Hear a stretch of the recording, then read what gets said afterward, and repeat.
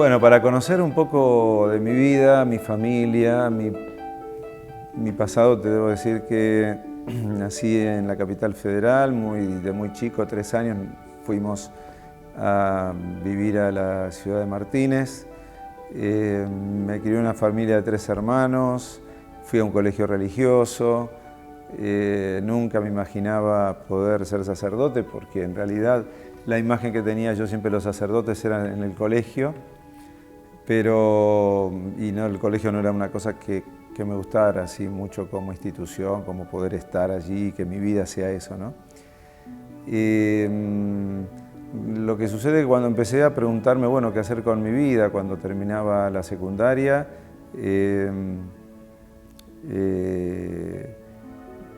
comencé a buscar qué hacer, elegí la carrera de arquitectura, me gustaba la estética, me gustaba la armonía,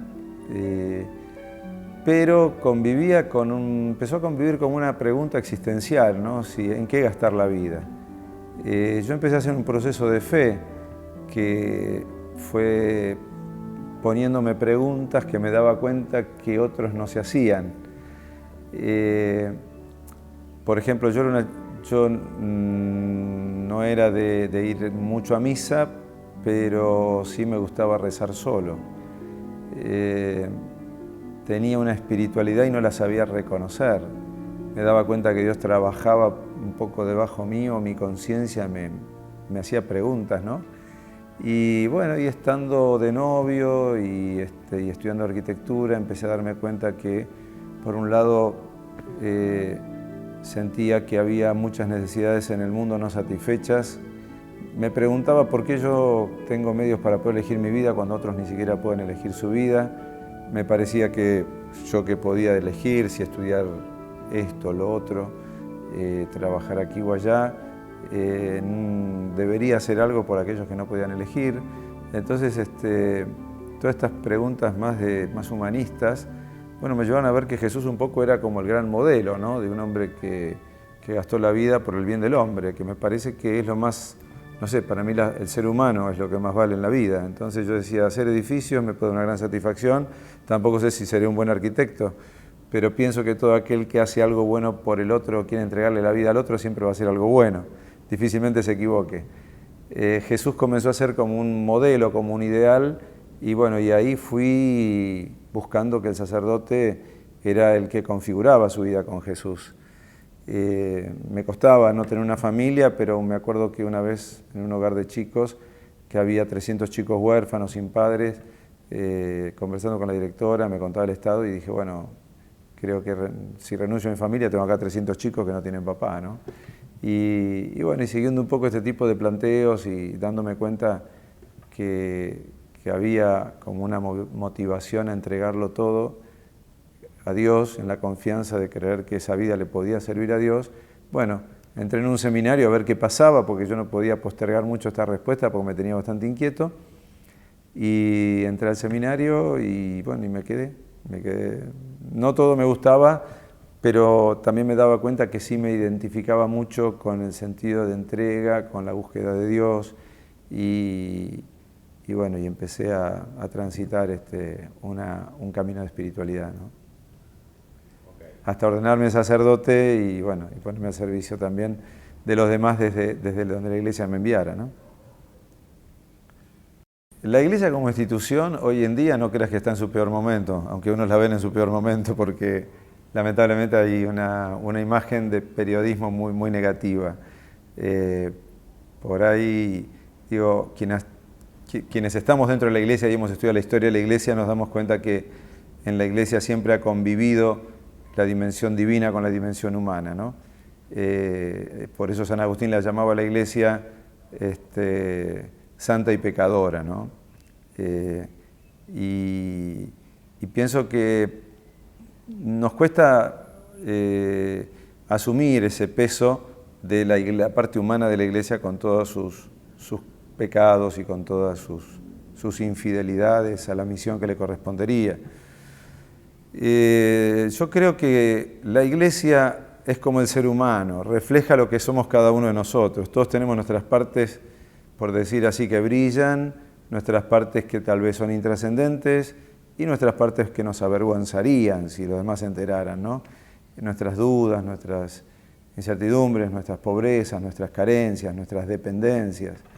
Entonces, cuando uno mira a la iglesia la tiene que mirar como Dios la hizo con un grupo de hombres a los cuales les dio el poder divino. Y Jesús y Dios valoran tanto al ser humano que quisieron que también la gracia de Dios, o sea, lo que es la ayuda de Dios al hombre, pasara a través de los mismos hombres, porque Él sabe que nos necesitamos. Entonces tenemos que tener una gran humildad para poder aceptar que estos hombres de la iglesia me pueden dar algo de Dios. Y ese es como un ensayo de saber que también cuando estoy en el mundo, los hombres del mundo tienen algo para darme también a mí, que nadie es autosuficiente. Quizás el gran problema para mirar esto hoy día es que creo que hay una sociedad muy narcisista, donde cada uno se mira mucho a sí mismo, donde tampoco puede resolver el problema de sí mismo, donde nos cuesta pedir ayuda al otro, y la iglesia debería ser una institución de humildad donde reconocemos que a pesar de los defectos ajenos, podemos recibir algo de Dios también de los demás. Entonces yo siento que la iglesia hoy día, como estamos en una sociedad más mediática, bueno, todas sus miserias, pum, salen al aire enseguida. Como salen las miserias de los políticos, aunque a veces se paga más y no salen tanto, o como salen las otras miserias del resto del mundo, ¿no? Bueno, si veo una iglesia en la que el sacerdote pueda casarse, por supuesto que la veo. Yo creo que, la iglesia en su historia, a los comienzos, las personas eran llamadas, se convertían y podían servir también el ministerio sacerdotal, el presbiteral, siendo casadas. Para esto hay que saber que este sacramento del orden sagrado tiene 3 grados: el del obispo, el del sacerdote, presbítero y el del diácono.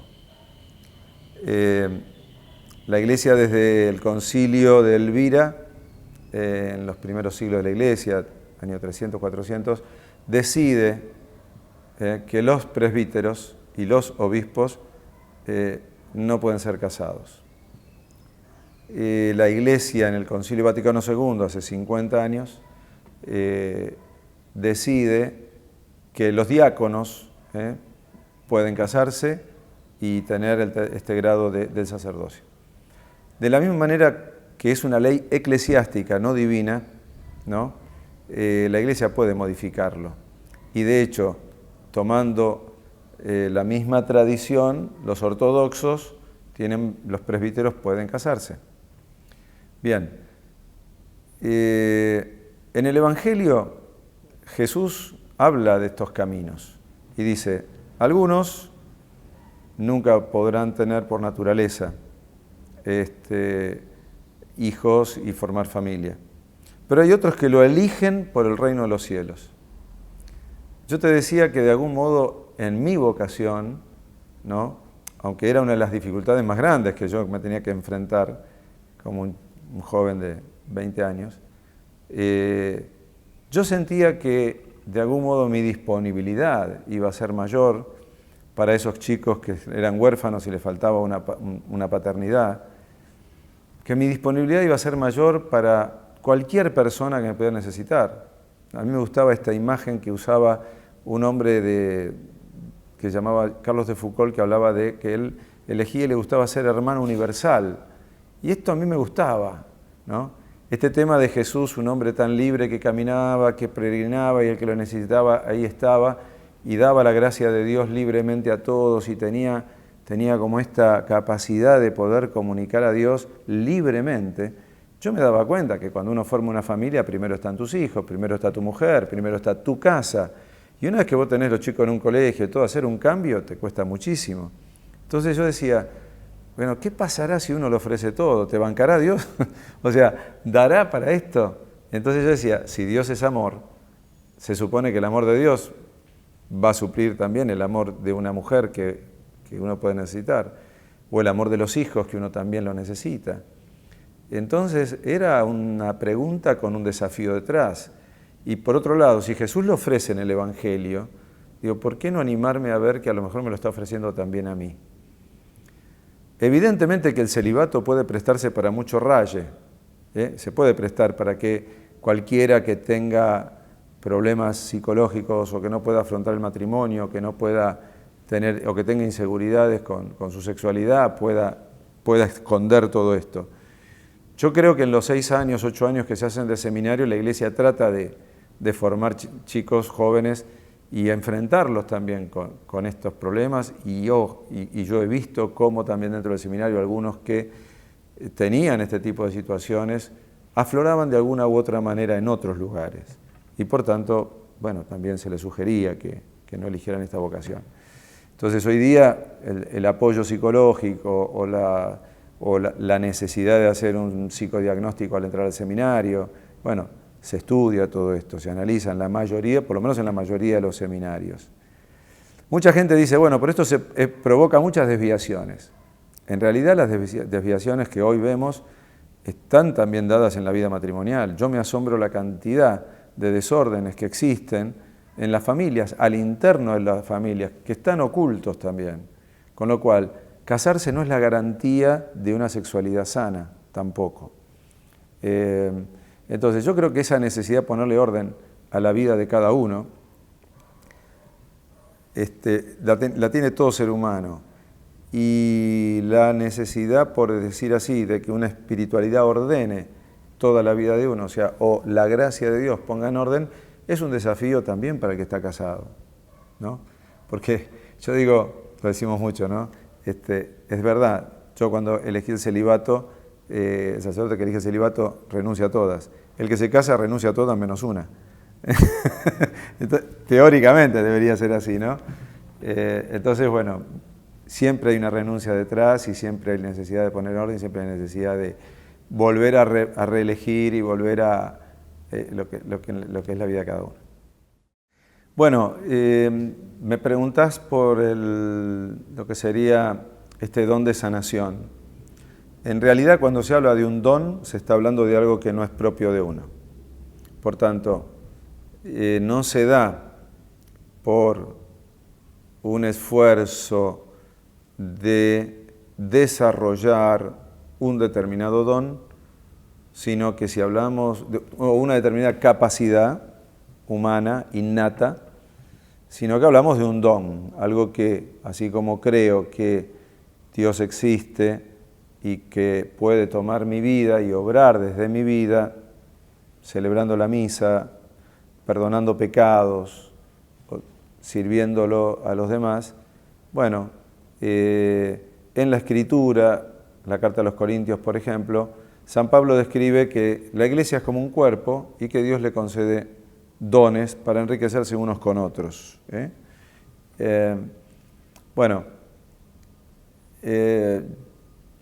Para decir verdad, yo trabajé mucho en los primeros años de mi vida misionera, en el sentido que Dios me fue guiando a servir en las misiones. Trabajé mucho en la Patagonia, trabajé después en Orán, después me fui de misionero a Cuba.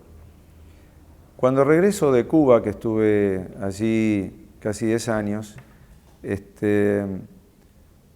allí había entrado en contacto con todo lo que eran las terapias naturales por relación con unos médicos que empezaron a traer congresos de medicina natural allí justamente en la ciudad donde yo estaba, que era en Holguín. Lo cual me permitió un contacto con un montón de cosas que me empezaron a inquietar.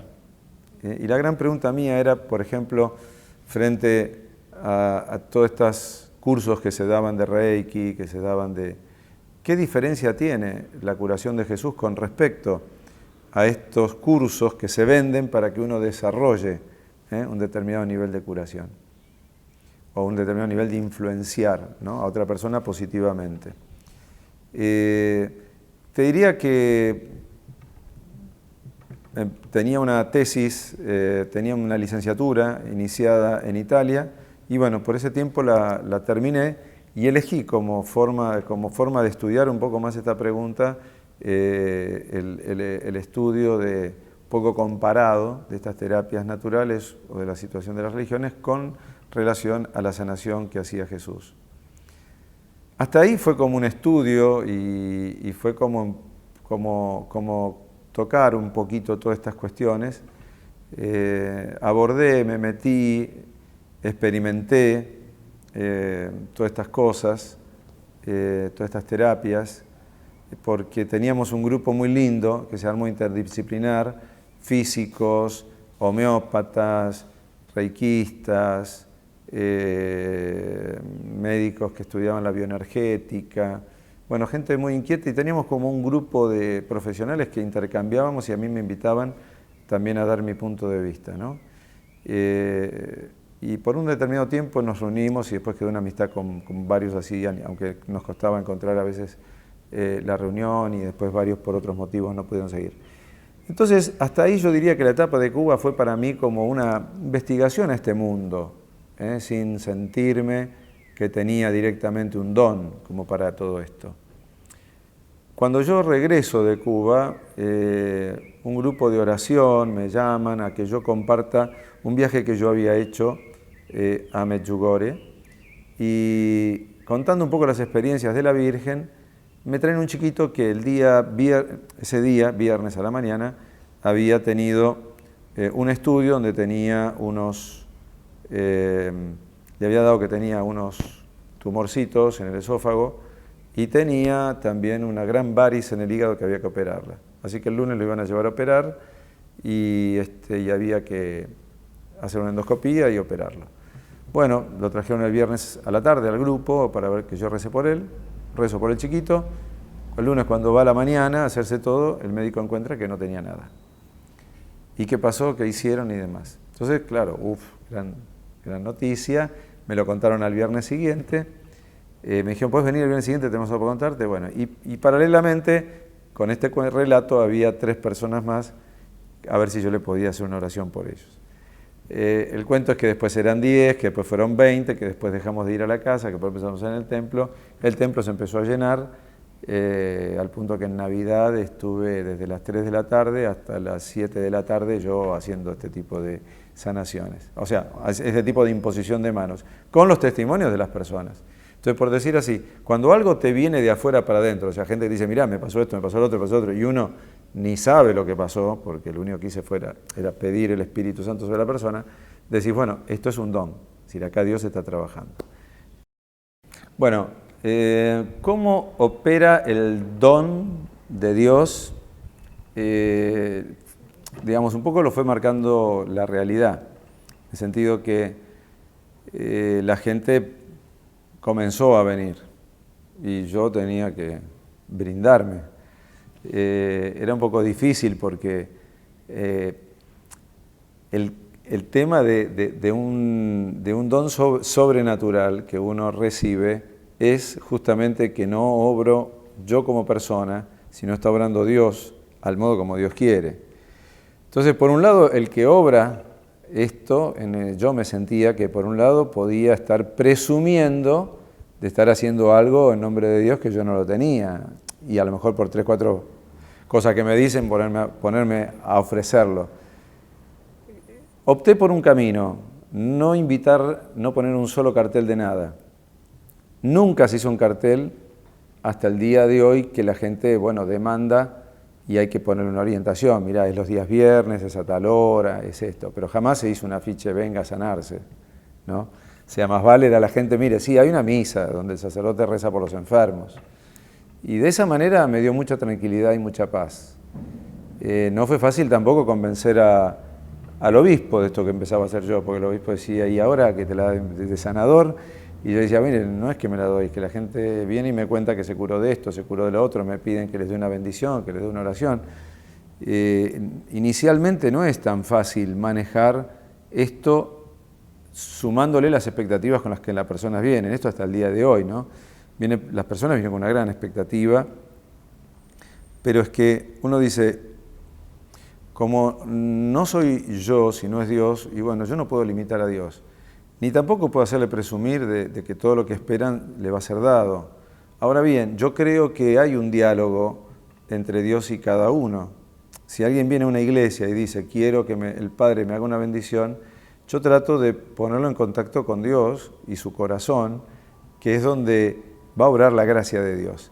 Entonces, el modo de operar es desde ayudar a tomar conciencia que el sacerdote está obrando en nombre de Jesús. Bueno, vos me estás preguntando por el porcentaje de sanaciones que nosotros vemos.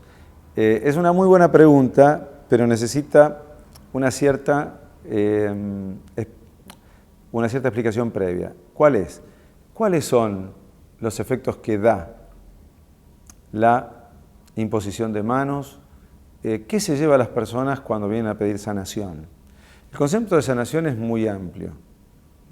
Jesús resucitó a Lázaro, lo sacó de la tumba, pero Lázaro después se murió de otra cosa, no sé si de un resfrío, de que se murió, no sé, pero algo le agarró también. Y algo hay que morirse. O sea, siempre te vas a volver a enfermar de algo. Cuando la gente dice, se sanó, pero a los 3 años le agarró otro cáncer. Mirá, qué sé yo, pero el primero, si vos ves que el médico dice que hubo como una curación inesperada, bueno, te está diciendo que una gracia hubo. No hace mucho una familia me pidió que rezara por una persona que había tenido un accidente cerebrovascular y quedó incomunicada, por supuesto, quedó sin ningún tipo de facultades, en coma. La noche que voy yo a rezar en el hospital, los médicos me dicen, mire que se va en horas, estamos esperando, así que dele todos los sacramentos porque se va. Y a la mañana siguiente este hombre empezó a despertar, después de la bendición que le di. Bueno, preguntó por la nieta, preguntó por la hija, estuvieron los hijos, lo vieron, lo saludaron, estamos aquí, papá, que yo, se comunicaron, y a las 2-3 semanas tuvo otra nueva recaída, una complicación y murió. Uno dice, y pensamos que se había curado, pero no se curó. Y yo digo, a lo mejor Dios les dio el tiempo para despedirse. Que es terrible que alguien se te muera sin haberte podido despedir. Y allí la familia, mal que mal, sabía que estaba muy grave. Y tuvieron la gracia de que él despertó, y él tuvo la gracia de preguntar por su nietita, por su familia, por sus hijos, etc. Entonces, las gracias, cómo vienen, uno nunca sabe. Entonces, por otro lado, es mucha la gente que viene a agradecer que encontró paz y que se despidió con paz. Yo nunca me voy a olvidar acá una chica que venía con un cáncer muy, muy, muy avanzado, y ella siempre quería que el marido la traiga, y ya era un palito caminando, y decía, es que esta paz no la encuentro en ningún otro lado. Y era un espíritu caminando, porque era una mujer que, yo sé que estoy en la mano de Dios y todo, y yo ya Dios lo experimento acá, yo a Dios ya lo siento acá. Como diciendo, sé que la muerte va a ser un paso hacia otra forma de presencia de Dios. Entonces, el don de tener una fe fuerte, el don de tener paz, son todas cosas que también son parte de la sanación. Entonces, cuando uno dice, ¿qué resultados obtuvimos? Mira, tumores, muchísima gente dice que se le han achicado. Situaciones de superación de estos accidentes cerebrovasculares, muchísima gente. Mejorías rápidas que los médicos... Es más, acá vino una mujer una vez a rezar por su hija, que le habían dicho que la niña había muerto. El médico, una ecografía, le dijo, mira, tenés el bebé muerto, yo te lo voy a sacar, te lo tengo que sacar. Eso fue un día viernes. Vino el sábado, vino el domingo, vino el lunes. La hija dice, te lo tengo que sacar, lo tenés muerto. Y la hija decía, estamos rezando. El médico dice, dejate de jorobarte, yo te lo tengo que sacar. Y cuando fue a hacer la ecografía el día martes, le dijo, hágame la ecografía a ver qué pasa. Estaba vivo. Y el médico agarró de odio, dice que rompió todo, tiró todo, dijo, estos ecógrafos que funcionan mal, a lo mejor funcionaba mal el ecógrafo. Pero esta familia hizo otro proceso, fue por el lado de la fe. Resucitó un muerto, y qué sé yo, no sé. No me interesa preguntar, lo que me interesa es que este chico nació y nació bien. Viene con espina bífida, la madre rezaba, abortalo, quitátelo, no me lo voy a quitar. A los médicos le decían, pero tenés que ser abortar. No, bueno, nació perfecto, sin espina bífida. Bueno, hubo mal diagnóstico. Y no, la madre dijo, yo recé. No le voy a hacer un juicio por plan la praxis al médico, nada, yo recé. El médico se creyó que se había equivocado. Entonces, es muy difícil poder comprobar. Tenemos un montón de testimonios. Hay una chica de acá que dijo que tuvo una sanación de un tumor que le desapareció por completo. Y dijo, yo en agradecimiento quiero juntar todos los testimonios de las personas que quieran dar testimonio de lo que le pasó. Porque es una forma de poder mostrar que Dios está actuando.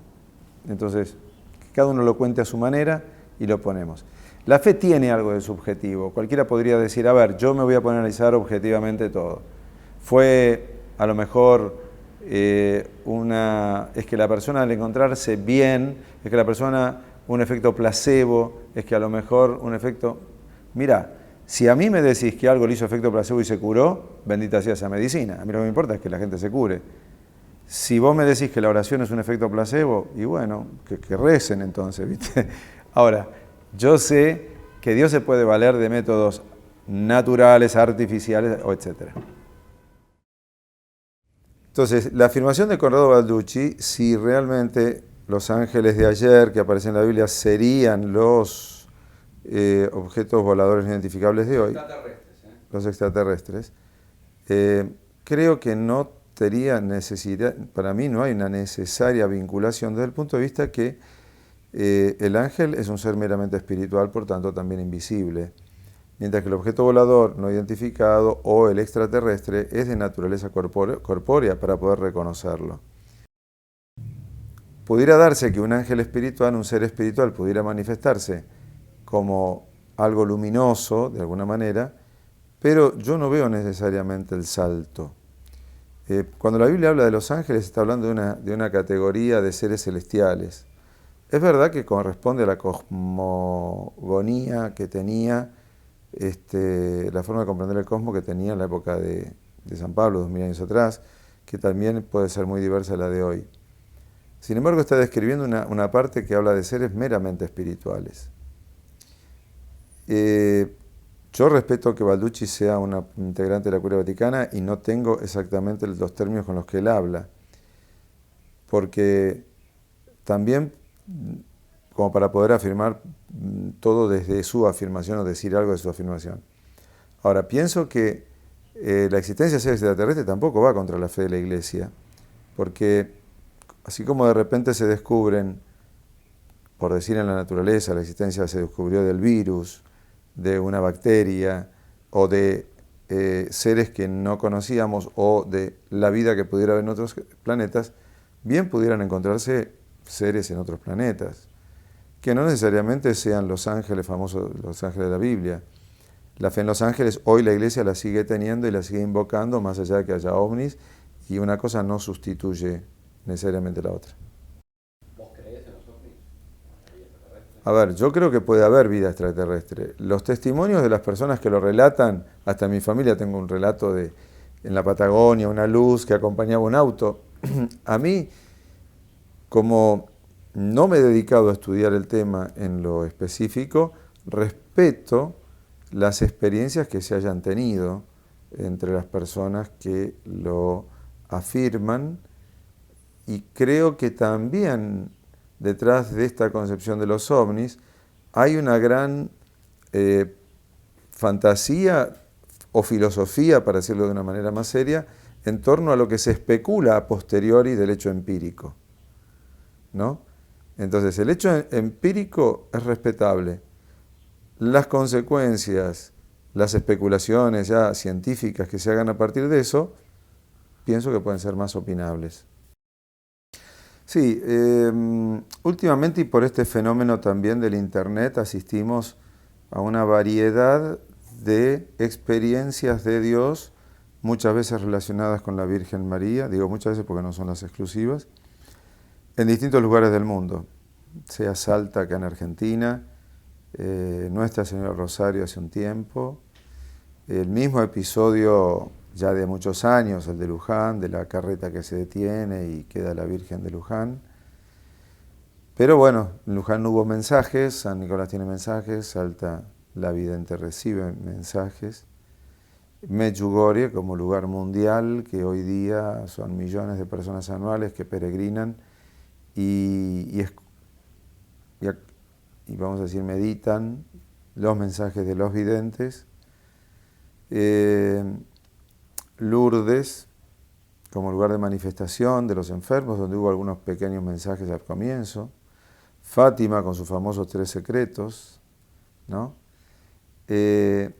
Bien, todo esto puede ser interpretado desde el punto de vista de espiritual como visto desde el lugar que María, que acompaña la maternidad y la salvación de esta humanidad, regala de algún modo permitida también por Dios Padre, su presencia de un modo más visible a personas y sobre todo a niños. Fátima son niños, Medjugorje comenzó con niños, Lourdes son niños, para poder dar un mensaje que ciertamente se corrobora con el tiempo, ¿no? Lourdes, el santuario de Lourdes, son miles y miles las gracias de las personas que lo han recibido. Y Medjugorje lleva casi 30 años más o menos, con peregrinos y con muchas gracias, que no se han quedado ahí adentro, sino que también han salido a toda la iglesia, ¿no? Entonces, lo que uno tiene que ver es corroborar en el tiempo la experiencia para ver si esto que empezó con un mensaje o un vidente o algo, se convierte o no en un lugar de gracia donde Dios empieza a actuar. Los santuarios son lugares de gracia. Dios establece lugares especiales de gracia. Lo existió siempre. San Francisco de Asís, los grandes santos peregrinaban a santuarios cerca de donde vivían. Y la peregrinación a un santuario era como un lugar de purificación y llegar a un lugar de gracia. Lo fue siempre Tierra Santa, lo fue Santiago de Compostela con el famoso Camino de Santiago. Por tanto, estos lugares se constituyen como lugares de una mayor experiencia de Dios y como de un recorrido hacia una conversión. Y esto lo vemos corroborado. Ahora bien, juzgar la veracidad de cada uno de esos mensajes de cada santuario excede al juicio que te puedo dar, porque merece un estudio de todos los mensajes, y la Iglesia lo ha hecho. Es decir, con Lourdes fue cortito, o sea, fueron pocos mensajes y quedó corroborado. Con Fátima, bueno, se recibieron los mensajes y el lugar quedó como confirmado, pasó mucho tiempo. Ahora, Medjugorje se está estudiando, Salta se está estudiando, Nuestra Señora de Rosario de San Nicolás, los mensajes se siguen estudiando. Entonces, se estudia qué, y bueno, porque siempre en cada vidente que tiene mensajes, al ser un recipiente no imparcial, puede poner también parte de sí mismo, ¿no? Y entonces hay que revisar si verdaderamente hay más de Dios que del vidente, y esto se sabe que es así, siempre ha sucedido. ¿Cómo juzgar los mensajes de los videntes? Ante todo, sabiendo que puede haber un don, como le llamamos don de conocimiento, don de profecías, personas que tienen como una visión más profunda respecto a lo que pueda estar sucediendo espiritualmente en una persona, en un grupo, el mensaje que pueda estar necesitando la sociedad para el momento que vive. Pero la regla, vamos a decir, la regla por la que se debe guiar un cristiano no es un mensaje, es la palabra de Dios. Ahora, el mensaje, en tanto que ilustra o actualiza la palabra de Dios y te ayuda a vivir la palabra de Dios, sirve o es atendible. Mucha gente lee los mensajes y no lee la palabra de Dios. Eso es realmente una aberración, o sea, no llegar primero a la palabra de Dios, sino a la palabra de una determinada experiencia de Dios o de alguna vidente, sea reconocida como estos lugares o sea privada. Entonces, hay que poner como norma y regla la palabra de Dios. Ahora, en la Iglesia no solamente tenemos la escritura, la palabra de Dios, sino también la enseñanza de la Iglesia, el magisterio de la Iglesia, que ayuda a entender la palabra, porque yo de la palabra puedo sacar cualquier cosa. Si en algún caso choca el mensaje es opinable. La palabra de Dios no es opinable. El magisterio de la Iglesia también habla. Entonces, supongamos que diga que para poder ir al cielo se necesita convertirse al catolicismo, primariamente uno dice, yo como sacerdote sí sé para mi fe, desde donde yo creo, por lo que yo creo en la vida, que para mí Jesús es el camino, la verdad y la vida, y lo encuentro en la Eucaristía, en los sacramentos y etcétera, etcétera, en los medios que tenemos de salvación. Ahora, como bien decís y dice mucha gente, entonces, ¿qué sucede con aquel que no se ha convertido al catolicismo y con todos los que se han muerto ya sin haberse convertido al catolicismo, pero que a lo mejor fueron personas de buena voluntad o que vivieron bien su fe en otras religiones? Esto el magisterio de la Iglesia lo dice. O sea, que cada uno será juzgado en su conciencia por el bien que haya querido hacer en su vida. Porque Dios juzgará la conciencia de cada uno, desde el lugar que le tocó vivir. Nosotros, o por lo menos nacimos en un país católico, nos fue más fácil. Si nosotros hubiéramos nacido en un país musulmán, hoy tal vez seríamos islámicos y hasta por ahí fundamentalistas, creyendo que estamos haciendo todo perfecto conforme a lo que Alá pide. Entonces, Dios va a juzgar la conciencia de cada uno. Ahora bien, Cristo es la religión del amor, y también por eso la fe del amor de Jesucristo tiene que extenderse hasta los confines de la tierra, y es un mensaje capaz de ser comprendido por cualquier ser del mundo. Pero eso le compete ya a la Iglesia desde otro ámbito, que es el de la misión que tenemos como cristianos, extendernos. Pero que un mensaje diga que se van a condenar todos los que no tengan esa práctica religiosa, va contra el magisterio de la Iglesia. Para hablar de qué es en la Iglesia más conservador, más fundamentalista, o derecha, o de izquierda, estas denominaciones, estas concepciones que a veces establecemos. Yo creo que ciertamente hay grupos que tienden a un conservadurismo en cuanto que miran la fe y la evangelización de hoy tratando de rescatar lo que en el pasado funcionó. Yo esto lo llamo más conservadurismo. Nos fue bien con aquello, vamos a buscarlo. Y entonces reeditamos hoy y volvemos a lo de hoy, a lo de ayer.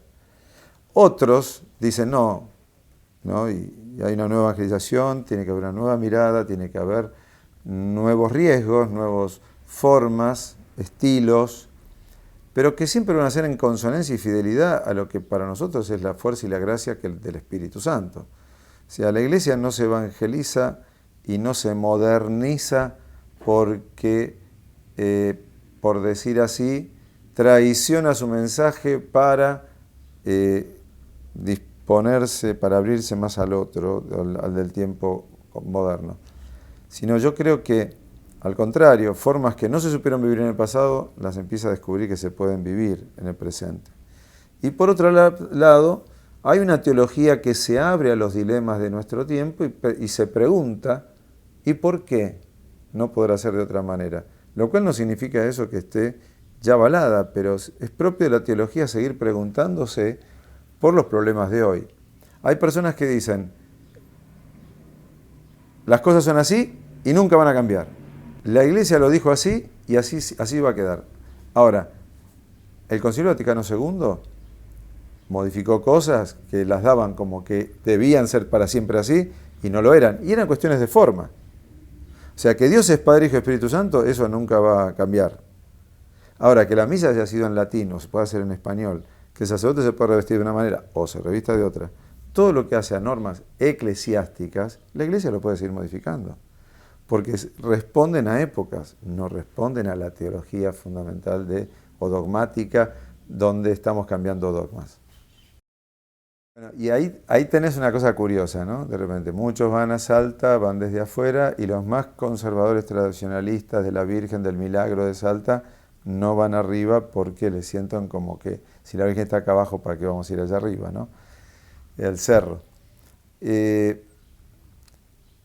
Pienso que es muy difícil poder estar en la sensibilidad de cada uno, y respecto a las devociones, cada uno tiene libertad para tomar la que más le llegue, y yo creo que Dios se manifiesta de muchas maneras y muchas experiencias como para poder quedarnos con una sola experiencia. Me parece que ahí tenés un modelo de dónde está lo tradicional, dónde está lo avanzado, dónde está lo conservador, dónde está...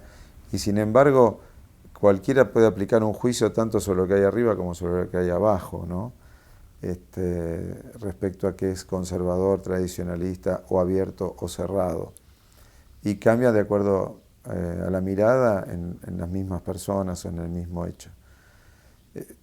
Pienso que la Iglesia camina con las personas que formamos parte de la Iglesia y tenemos que respetarnos que hay determinados temperamentos que tienden más hacia esta conservación y saber poner límites, y convive con otros que pueden permitirse superar el límite desde el punto de vista de que acogen más las dudas, acogen más las incertidumbres, acogen más lo diverso, para luego darle un cauce hacia lo que nos parece que debería ser.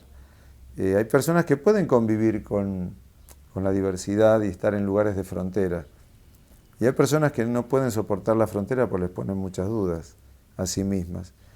A veces ciertos temperamentos muy rígidos es porque no se permiten la duda, la pregunta. Y yo creo que la Iglesia se tiene que permitir las preguntas que también la pueden cuestionar. A fin de cuentas no es más que una pregunta. La Iglesia está estudiando hoy día también, porque las causales de divorcio antes no se estudiaban. Hoy día se estudian causales de nulidad matrimonial, por ejemplo. Y hay muchas personas que empiezan a estudiar y empiezan a meterse a ver si realmente el vínculo fue hecho de una manera sana. Y descubren que no. Y se anima a la Iglesia a dar un juicio así de nulidad matrimonial. Cuanto antes, 20 años atrás, prácticamente este tema no existía. Y hoy crecen cada vez más los tribunales eclesiásticos donde se permiten preguntarse si ese vínculo fue bien atado. Y bueno, el divorcio también. la pregunta por el divorcio también. Entonces, a Jesús le preguntan sobre el divorcio. Los judíos también tenían dudas acerca del divorcio. Y sobre el tema del divorcio también la Iglesia tiene una parte de los teólogos que estudian esta parte de la ética que también lo analizan, al menos desde el punto de vista de si es posible o no. Algunas teologías ortodoxas permiten un divorcio. Entonces, la Iglesia trata de revisar si el matrimonio fue bien constituido o no, porque pudo haber sido viciado desde el consentimiento. Y en estos juicios de nulidad matrimonial, como te digo, han crecido mucho gracias al mayor estudio de causales y decir, no, bueno, pero antes había 2 o 3, ahora se pueden estudiar más y se pueden seguir ampliando. Las ciencias ayudan a que la teología se profundice. A ver, la institución de matrimonio existe desde que Dios hizo al hombre varón y mujer, o sea que quizás es verdad que hubo un traspaso de la poligamia hacia la monogamia. Pero, a ver, de 30 a 60 es verdad que es más tiempo, pero no cambia la naturaleza de los esposos, la paternidad, el cónyuge. Entonces, podría ser un argumento, pero yo no creo que Jesús hablara de el matrimonio como un aguante, sino como alcanzar la plenitud de vida entre 2 personas. Es un gran desafío alcanzar la plenitud de vida y de consonancia de 2 personas de tal manera que se puedan hacer verdaderamente una comunidad conyugal feliz entre los 2. Y de hecho siempre la Iglesia ha rezado y lo dice hasta la misma palabra de Dios, ¿no? Para que la oración de Tobías, ¿no? Para que lleguen juntos a una feliz ancianidad. O sea que está incluido la posibilidad de que se llegue a una feliz ancianidad. Y no creo que la feliz ancianidad en aquel tiempo eran los 30 o los 40. Tampoco digo que sea verdad lo de Matusalén con 800 años, ¿no? Eran formas de contar una vida bendecida de una manera así exagerada. Mira, yo siento que los lenguajes apocalípticos tienen que ser entendidos en el sentido figurado propio de la literatura apocalíptica. y no lo puedes entender desde un punto de vista de un desarrollo científico ni matemático, ni a lo mejor cuando se relata un hecho histórico, ¿no? Por tanto, si estamos dentro del género de la literatura apocalíptica, la literatura, el Apocalipsis nos habla de vi un monstruo de 7 cabezas, vi 7 candelabros, vi etcétera, mil cosas, ¿no? Que son siempre sentidos figurados, no es que un ser viviente de 7 cabezas era muy inteligente, no es que tenía 7 cabezas. El 7 significa plenitud, las cabezas significa el pensamiento y la sabiduría, muy sabio. Entonces, hay que cuidarse de entender o pretender darle una comprensión histórica a lo que es una interpretación apocalíptica. Jesús habló a veces también en un sentidos figurados, utilizó imágenes. San Pablo esperaba que la final de tiempo llegaría ahí mientras estaban vivos ellos todavía, ¿no? En algún momento. Después se retracta un poco porque se da cuenta que puede ser de otra manera. Y cuando nosotros leemos el libro del Apocalipsis, lo entendemos en ese sentido. El fin del mundo solamente Jesús lo sabe. No le toca a la iglesia ni siquiera juzgar qué día va a ser. Los 3 días de oscuridad tranquilamente pueden ser 3 días de duelo. O sea, el concepto oscuro, luminoso, se manejan para muchas cosas. Pueden ser un conflicto bélico de 3 días, puede ser... entonces, no necesariamente es de que se apague el sol, pueden ser 3 días de lluvia, tormenta, no sé, pero digo, es difícil poder entenderlo, hay que ir hacia lo que es el mensaje de que sin Dios hay oscuridad, ¿no? Entonces, lo que hay que ser respetuosos de la cultura, el estudio, lo que se hizo, y si hoy esta astronomía propia de los mayas puede tener algún tipo de asidero científico, pues hay que seguirla, eso no hay problema. ¿Será el fin del mundo? Jesús dice, va a haber muchos que digan, será ahora, será después, y a lo largo de la historia siempre hubo alguno que vaticinó el fin del mundo por el momento mientras que él vivía. A mí eso me desconecta un poco, no me preocupa. Yo creo que la persona tiene que buscar estar en paz todos los días y el mundo va a terminar cuando él se muera, para él. Y para todos, lo mejor que pudiste haber hecho en la vida es dejarle un mundo mejor al que viene atrás. Padre Pío, Padre Mario, Padre Ignacio, Padre Adrián. No, yo diría Padre Pío es un santo, que realmente fue un hombre que llevó la cruz de sus enfermos, llevó los dolores en su propio cuerpo, un hombre de Dios y varón de sufrimientos, como dice la Biblia del mismo Jesús, ¿no? Hombre de dolores. El Padre Mario, reconocido en la Argentina como un hombre de unos dones muy grandes, no puedo dar más juicios que el que todo el mundo conoce, ¿no? De la entrega, de lo que fue su dedicación a los más pobres y sobre todo a los niños y toda su obra en González Catán. Fue un hombre también muy entregado y austero en todo su ministerio y en su forma de vida para poder realmente estar a disposición y entregar el don que Dios le había dado. Padre Mario tenía este poder también un poco de diagnóstico para poder decir, hace esto, hace lo otro. Son formas diferentes de tener los dones. El Padre Ignacio, un hombre también sumamente entregado y con también una grandeza de vida y una austeridad de vida para poder estar a disposición de tantos miles y miles y miles de personas como acuden diariamente a buscarlo, junto con todos sus colaboradores y realmente una obra también que muy silenciosa, pero que ahí mismo Rosario también desarrolla y bueno, la misma gente corrobora todo lo que él significa. Y el Padre Adrián, nada, un simple sacerdote que un día alguien le dijo que se había curado y después vino otro que dijo que también se había curado y después le vino otro que dijo tocaste justo el lugar donde yo estaba enfermo y después vino otro que recé por la foto y el chico, la persona o el hombre se curó. Y bueno, y me voy entregando a esta intercesión por los enfermos y me siento muy misionero siempre desde este punto de vista, que creo que me gusta acercar a los que también están un poco más lejos, y tuve experiencias misioneras desde prácticamente mi vocación primaria, ¿no?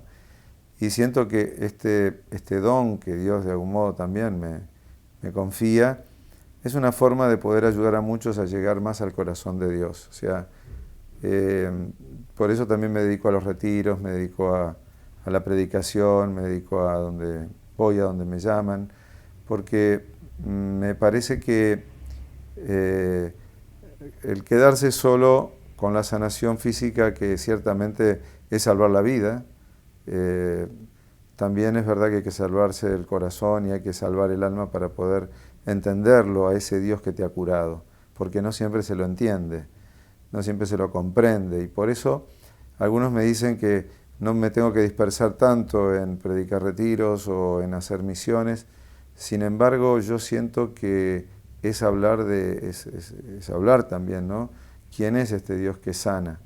Y dar los medios también para llevar una vida un poco más sana, de algún modo también más preventiva, porque realmente vemos que la salud física tiene un correlato muy próximo, aunque no absoluto, con el estado también del corazón, de la conciencia y de la vida también ética que se viene llevando, ¿no? Entonces, ayudar a que haya también un modo más saludable de vida y de relaciones, va a ayudar también a encontrar un modo más puro a Dios, ¿no? Y generar otros evangelizadores. Mira, estigmatizados, el otro día me dieron una cifra que no sé si miento, pero si fue exactamente esa, pero me hablaron que más de 1500 había. Como que también oí una frase así como que apariciones y mensajes de la Virgen reconocidos en pequeños grupos, dioses y gente, pueblitos y no solamente alguien que dice algo a otro, son cerca de 3500. Quiere decir que hay más de lo que popularmente se conoce. Deben ser corroborados, estudiados siempre por la autoridad propia de cada lugar, como es el obispo, que debe tener sus personas como para estudiar y evaluar estas cosas, pero es una gracia también que Dios da para poder interceder por otros y que en las personas que yo he conocido, y he tenido trato con algunas personas que tienen estigmas y padecen la pasión, ocurre como una identificación con Jesús muy fuerte, ¿no? Un amor hacia Jesús muy fuerte, y lo lleva como a interceder. Conozco una señora que yo di un retiro con ella, y ella durante la Cuaresma vive la pasión, y todos los primeros viernes de mes también sufre desde las 12 del mediodía hasta las 3 de la tarde, como la pasión de Cristo, todos los dolores. Y a mí me impresionaba como en el retiro una señora le decía, mire, rece porque tengo un cáncer, dice, dámelo a mí. Y yo decía, esta está loca. Claro, y después le pregunté, dije, ¿cómo te animás? Me dice, es que yo los primeros viernes, cuando vivo la pasión, vivo todo lo que sufre esa mujer en la quimio, todo lo que sufre, y siento todo. Y sé que Dios me permite interceder, de algún modo liberar a esa persona por lo que yo estoy sufriendo en mi cuerpo. Como decía San Pablo, sufre en mi cuerpo lo que resta la pasión de Cristo. Y bueno, son gracias especiales, ¿no? Porque nadie buscaría eso, sufrir de esa manera, pero como en el caso de San Francisco, los estigmas le fueron la respuesta a una vida identificada con Jesús. Él estaba en una noche oscura, él estaba en un momento donde lo seguían y decían, pero no es esto lo que vos querías, él se sentía insatisfecho. Tenía un vínculo tan fuerte con Jesús que él sentía que toda su congregación no tenía que ver con esto, y era claro como, sí, pero vos me estás ayudando a que todo esto me vengan a mí. Y él decía, sí, pero no lo son. Y entonces, en esa noche oscura que él vive creyendo que se había equivocado en todo, Dios le regala ¿te das cuenta que estás sufriendo que yo sufra? Porque a fin de cuentas Jesús también lo veía al Padre y cuando miraba a sus discípulos el pobre se deprimiría de ver la distancia entre lo que es Dios, el amor de Dios y el pobre amor de estos discípulos que somos los que, como el nuestro de hoy también, ¿no? Entonces el estigma invita a una vida de comunión con Jesús. Bueno, vos me preguntás por los evangelios apócrifos y respecto a esta teoría de que Jesús viajó a la India y allí adquirió todas estas cualidades, un poco de taumaturgo de la época. Te doy dos argumentos para negarlo. Por empezar, no sé si eso lo dicen los evangelios apócrifos o son interpretaciones gnósticas a posteriori. Porque yo no sé si en la época de Jesús la India era considerada ya como un lugar de sabiduría como hoy lo hemos conocido en Occidente. Por tanto, no sé, yo he leído evangelios apócrifos, y en realidad son apócrifos porque establecen otras historias u otras formas o en algún lugar están hechos por estas corrientes gnósticas sobre todo, ¿no? Del cual la Iglesia se fue purificando también a medida que fue caminando en el tiempo, fue reconociendo qué tendencias llevaban el mensaje de Jesús hacia un lado o lo llevaban hacia otro. Bien, por un lado a Jesús se lo identifica en la vida cotidiana de él como el hijo del carpintero. Y pasó como uno de tantos. Es decir, la vida de Jesús pareciera que no es una vida que va a estar como signada por una erudición de haber hecho todos estos viajes. En la infancia nos dicen que fue a Egipto. Bueno, no podría decir, ya cuando tenía 12 años estaba de vuelta en Jerusalén, así que estas cosas los movimientos exactos de Jesús, el Papa acaba de escribir su libro sobre la infancia de Jesús y a publicarlo, así que valdría la pena para que tengan dudas sobre este tema, ver qué dice el Papa, ¿no? Entonces, en principio Jesús es conocido como el hijo del carpintero. Por otro lado, Jesús dice, si ustedes creen harán cosas mayores que las mías. No les dice, vayan a la India y aprendan todas estas técnicas. Y por tanto, lo que Jesús les está diciendo es, ustedes van a hacer estas cosas si creen en mí, o sea, el valor de la fe. Y lo tercero que yo te puedo contar es que mi experiencia personal no pasa por un adiestramiento de muchas cosas, iniciaciones gnósticas, sino diría que uno percibe el don, que viene absolutamente gratuito y desborda a la persona. Cuando hay una cosa que es adquirida, la persona se tiene que concentrar, hacer ritos de purificación, hacer una preparación. Y Jesús curaba muchas veces en la mesa, comiéndose un plato de, no sé si había tallarines, pero... o sea, en lo más común de la vida y caminando le aparecían, no, pero vos tenés que... Y partía como desde un lugar más espiritual y más desde adentro. La sanación sale más desde adentro que desde el adiestramiento que la persona pueda lograr. Lo que sí yo creo que es una característica cuando alguien recibe un carisma o un don, que se da cuenta que es como si no saliera de él. Una persona que tiene, un sacerdote que tenga el don de la predicación, va a estar predicando, por supuesto habrá preparado, pero en algún lugar se da cuenta que dijo algo que solo supera a lo que él puede intuir, o a lo que él pudo haber preparado. El que tiene el don de sanación, o quienes podemos tener este tipo de experiencias, por lo que la gente nos dice, ahí está la verificación, que es por lo que la gente me diga, no por lo que yo piense que pueda provocar. Cuando hago imposición de manos sobre una persona, lo que yo digo, Señor, te buscan a ti, no a mí. Y vos estás obrando en esta persona. Lo que vos prometiste es dar tu Espíritu Santo para sanar nuestras vidas y para experimentar el poder de tu resurrección. Entonces, pido ese espíritu sobre la persona. Y luego sucede lo que sucede, ¿no? Que si alguno tiene un descanso, que si alguno no tiene nada, que si a uno le toqué justo. El otro día una chica me contaba que vino y venía con la certeza que tenía algo, los médicos le hicieron hasta una tomografía, no tenía nada, y ella vino acá y dijo, me hace aunque sea una radiografía de tórax, porque yo sentí algo que era así.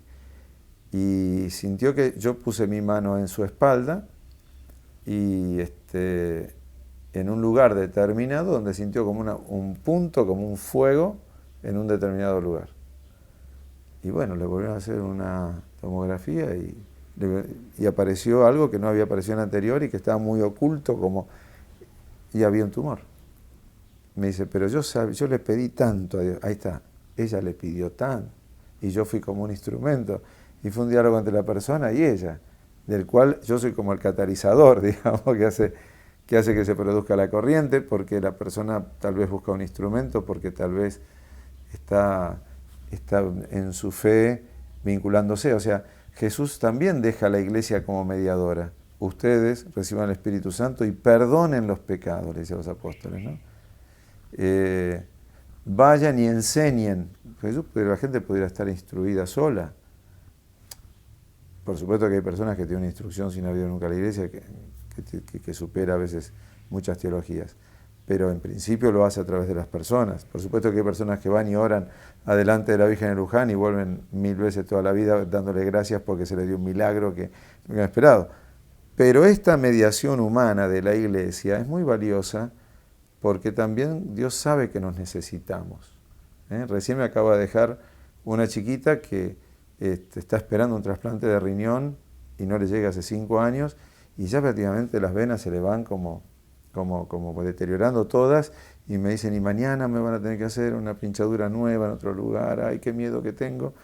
¿Y yo qué puedo hacer por esa chica? Y sin embargo me dice, y le digo, bueno, voy a rezar por vos y que yo voy a tratar de hacer lo que puedas. Ay, sí, dice, ¿qué sería si yo no te tuviera a vos? Y yo lo único que puedo hacer es rezar, yo no me puedo poner en lugar de esa vena, quisiera dar mi brazo. Pero ella siente la compañía, el consuelo, la mediación humana. Y como lo humano nos habla de la cercanía de lo divino, entonces eso es la iglesia. O sea que la iglesia es esa parte humana que acerca a lo divino. Esa parte humana que eligió, de algún modo, estar con Dios, con su palabra, con sus sacramentos, para ser una humanidad en proximidad con los hombres de este tiempo, mientras peregrinan en la historia. ¿Serán perfectos? No. ¿Hay pecados? Sí. Bueno, sí, santa y pecadora, pero intercediendo y dando lo que de divino se pueda dar desde lo humano. Jesús resucitó. Y dice la carta a los Hebreos que se muere una sola vez y luego viene el juicio. Para nosotros, que veneramos los santos en el cielo, no reconocemos en la vida de los santos varias vidas, sino sería que reconocemos solo la última. Y es muy clara la enseñanza de la Iglesia respecto a que la resurrección es haber nacido una sola vez, haber sido juzgado esa vez, y luego viene el purgatorio o el cielo, o el infierno. Por tanto, el hombre vive una sola vez en este mundo y no vuelve. En mi pobre conocimiento del hinduismo, considerando como un Dios que está formando parte del mundo, más panteísta, podríamos decir, es verdad que la muerte representa un problema, porque ¿dónde va el alma de esa persona? Está todo acá adentro, por tanto tiene que morir y purificarse, hasta estar en un estado, ¿no es cierto?, ya de purificación total. Ahora, al ser el cristianismo una religión trascendente, no un Dios inmanente, sino un Dios trascendente, hay una vía de salida de la vida en otro estado, en la plenitud de otro estado. Creemos en la resurrección de la carne. El cuerpo va a resucitar. No dice va a reencarnar, va a resucitar al final de los tiempos. Por tanto, la fe de la Iglesia en la resurrección está inspirada, fundamentada en la fe de Jesucristo, que era una fe que también venía del Antiguo Testamento. Cuando los fariseos y saduceos se acercan a preguntarle por qué unos creían en la resurrección y otros no, es porque ya en el Antiguo Testamento había una idea de perdurabilidad de la vida. El Papa Juan Pablo II decía en Cuba, yo vivía ahí cuando fue la visita del Papa, que el capitalismo no pudo resolver el problema de la justicia social. Y el capitalismo debería ver cómo puede resolver el tema de la justicia social. Es evidente que el capitalismo también, el mundo financiero, las grandes ganancias no se condicen con el salario del trabajador que está produciendo el producto del cual luego se especula en la bolsa y en el mercado con el producto. Pero también es verdad que el otro sistema, cuando se trata de el Estado como dueño y señor de todas las cosas, genera una cúpula de poder más inamovible que la que genera el capitalismo. Y no puede resolver el tema de las libertades individuales. Entonces, el gran problema de estos otros regímenes más comunistas, estatistas, inspirados, es la libertad. No hay respetos en los parlamentos porque se enquistan. La experiencia nos lo ha dicho los buró de Rusia, la experiencia nos ha hablado de un Fidel Castro 54 años en el poder, se perpetúan. Y por otro lado, existe también este problema dialéctico en el comunismo no resuelto. Es decir, la lucha como generadora de la novedad trabaja siempre sobre los opuestos. Y en el régimen marxista, comunista, o por lo menos hoy día, hablando de populismo, más de estatismo, se aplica todo esto y se generan siempre opuestos. Nunca se puede hablar de un estado intermedio de grises o de diálogo, sino que necesariamente se polariza y todo es esto que propone el marxismo en su raíz, que es la lucha como de opuestos, como generadora de dinamismo y de novedad hacia el futuro. La tesis, la antítesis y la síntesis que viene posteriormente. Por tanto, es un sistema que al hombre lo agrede mucho, porque lo hace vivir de rupturas y de enemigos permanentes. Y esto no es nada cristiano tampoco. Y esto no le hace bien a nadie, no es saludable. El vivir con un enemigo permanente luchando, en vez de vivir en las diferencias que se dialogan, que por supuesto en el capitalismo estará el más fuerte y el más débil, y que el más fuerte tiene más palabra que el más débil, pero son formas que se establecen y que generan modos de convivencia muy distintos. Entonces, la Argentina tenía un sistema democrático débil, por supuesto, pero que podría haber dado para construirlo con un poco más de fortaleza en sus instituciones de protección al más débil, de sindicatos, de sociedades intermedias, y vamos hacia la destrucción de todas las sociedades intermedias, y el Estado como único autor y garante de todo en absoluto, sin ningún tipo de control de nadie. Y esto creo que le quita la voz al más chico. Y volvemos al más chico y volvemos al más grande, ¿no? O sea, cuando uno se va tanto al extremo es como la Tierra, ¿no? Es muy común la expresión esta de que tanto nos vamos a un extremo que terminamos en el mismo lugar del opuesto. Y yo creo que también, no nos engañemos, un sistema de gobierno puede ser de izquierda, de derecha, pero si tiene corrupción, arruina todo siempre. Y el gran problema que tenemos es la corrupción. O sea, no se controla la droga y tiene que ser negocio para alguno grande, porque si no, no se dejaría. Se pondrían radares, se controlarían las fronteras, se pudiera saber dónde entran avionetas. Bueno, yo creo que la espiritualidad cristiana tiene un poco como fundamento la iniciativa de Dios. Siempre la espiritualidad es la salida del hombre a la búsqueda de Dios y a las preguntas de Dios. Y eso es así, o sea, el hombre se pregunta por los temas trascendentes y fundamentales de su existir y lo que le da sentido a su existencia, ¿no? Las preguntas de sentido. Pero también nosotros creemos que en el cristianismo Dios llama, ¿no?, al hombre. Y pienso que esto también es muy importante tener en cuenta, que cuando Dios llama también Dios da gracias particulares. Y para nosotros es importante que uno pueda tener la capacidad de hacer como un discernimiento de la obra que Dios está queriendo hacer en su propia vida. Y por eso existe dentro de la espiritualidad una dirección espiritual, que es importante que las personas lo tengan. Alguien que te ayude al lado a poder encontrar la obra de Dios, reconocer la obra que Dios quiere hacer, ¿no?, en nosotros. Y esto no supone matar al hombre nuevo, matar al hombre que soy, sino generar el hombre nuevo también a imagen de Dios. San Pablo pone el hombre del pecado, el hombre de la gracia, el hombre de la muerte, el hombre de la resurrección. Nosotros somos testigos de que Jesús ya está resucitado y el poder de esa resurrección ya está resucitando las cosas. El reino ya está con ustedes, yo ya estoy reinando. Bueno, den ese reinado mío, ese poder mío que puede reinar por encima de toda enfermedad, dolor, angustia, tristeza, pobreza, y vayan y multipliquen los bienes con los pobres, y vayan y enseñen la verdad, y vayan y hagan caridad, y vayan e intercedan por este y por el otro.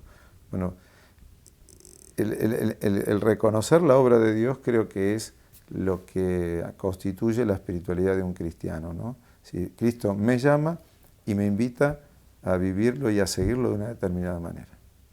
Por eso la gran mayoría de los milagros de Jesús terminaban y lo siguió por el camino.